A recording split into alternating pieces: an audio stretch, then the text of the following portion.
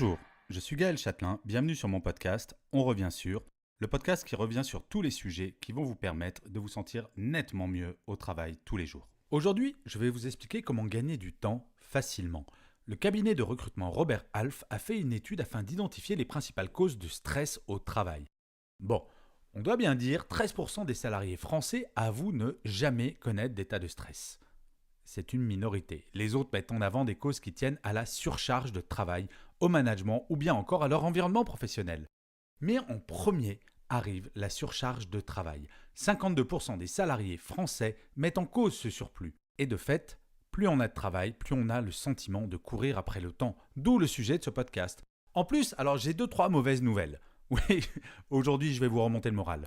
La mauvaise nouvelle, la première, c'est que si vous pensiez que l'argent fait le bonheur, le niveau de stress augmente avec le niveau de revenu, selon une étude LinkedIn. Selon cette même étude, même si les millennials sont les moins stressés, ils semblent aussi être les moins satisfaits de leur travail.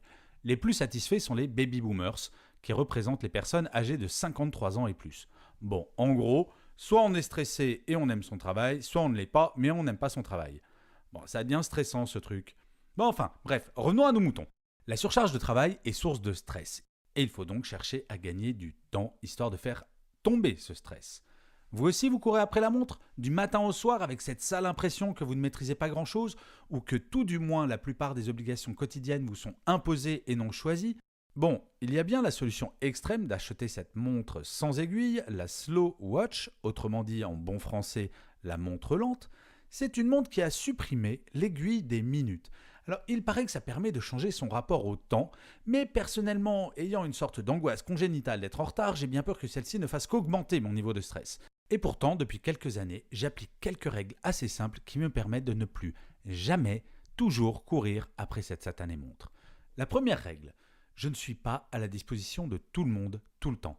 Je sais, dit comme ça fait un peu radical, voire bon gros grincheux, je vous l'accorde. Mais je vais vous expliquer. En entreprise, il me semble fondamental de donner clairement à ses équipes et à son management des plages précises durant lesquelles vous serez totalement disponible. Un exemple tout simple. Au lieu d'accepter toutes les réunions en fonction de ce qui arrive, faites savoir que vous n'êtes disponible que pour les réunions externes, que le matin. Ça, c'est testé et c'est approuvé. Faites savoir que vous aussi, vous avez un planning et que vous n'êtes pas à disposition permanente de tout le monde. La règle numéro 2. Une tâche de moins de 5 minutes se fait tout de suite. Vous le connaissez, ce petit mail qui arrive pendant que vous travaillez sur un dossier, celui qui vous demande pour la 10e fois une info que vous avez déjà donnée. Ne repoussez pas à plus tard votre réponse. Pourquoi ? Là, si vous arrêtez pendant 5 minutes, vous êtes débarrassé. Si vous ne le faites pas, en fin de journée ou le lendemain, vous aurez 5, 6, 10 petites tâches peu intéressantes qui se seront accumulées. Au lieu de passer 5 minutes désagréables, cela pourrait être 1 ou 2 heures. La procrastination, stop ! Vous allez me dire que si vous êtes concentré, vous préférez finir. Pour information, la durée maximale de concentration sur une même tâche pour un être humain normal est de 45 minutes.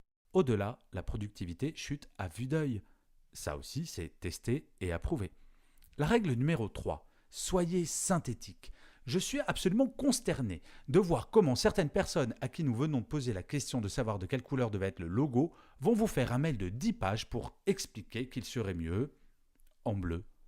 Un mail en réponse à une question commence par la réponse. Si vous souhaitez donner des explications, faites-le après, mais pas de phrase ou de tournure alambiquée.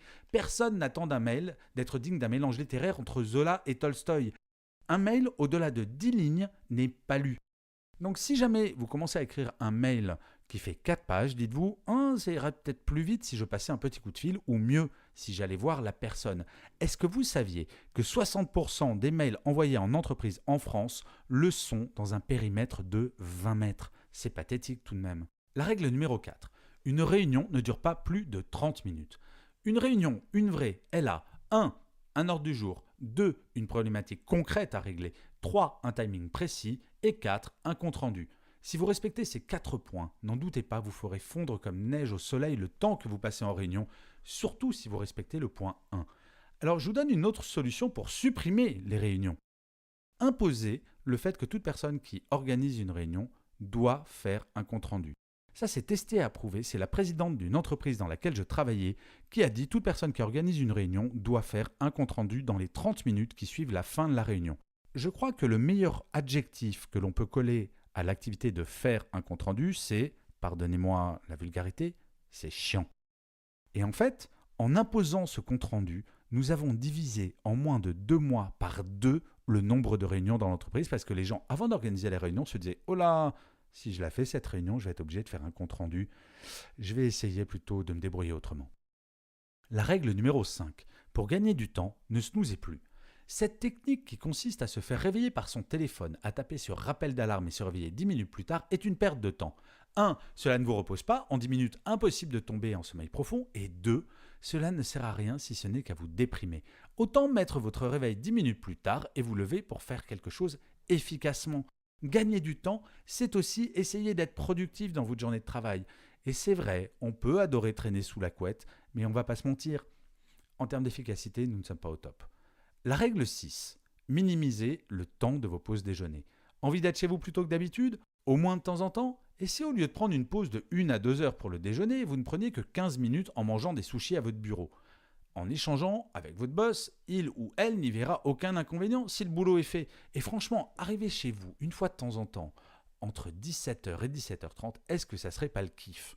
Alors je sais que dans le droit social français, il est interdit de faire une pause déjeuner devant son ordinateur.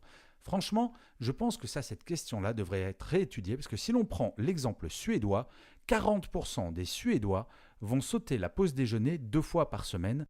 Et la contrepartie, c'est que très honnêtement, essayez d'appeler une entreprise suédoise, passé 16h30, il n'y a plus personne. La règle numéro 7. Supprimez vos alertes sur votre téléphone portable.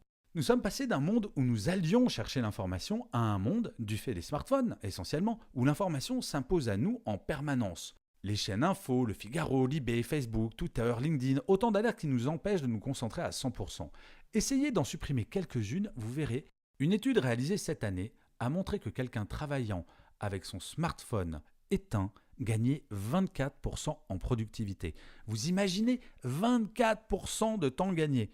Alors ça, je l'ai testé et je l'approuve. Alors, je l'ai testé, c'est vrai que c'est pas facile cette technique-là, mais ça marche. En conclusion, je sais, tout n'est pas forcément réalisable. Tout dépend de son environnement, de son entreprise, de son boss. Mais je suis profondément convaincu qu'en prenant conscience que nous ne sommes pas obligés de tout subir, mais que nous pouvons nous transformer en acteurs de notre temps, tout irait déjà mieux. Posez-vous en acteur de votre temps. Personne n'a le droit de prendre du temps que vous ne souhaitez pas donner. Le problème est de savoir parfois dire non, mais ça, c'est une autre question. Je vous remercie d'avoir écouté ce podcast. Je vous dis à la semaine prochaine et d'ici là, prenez soin de vous.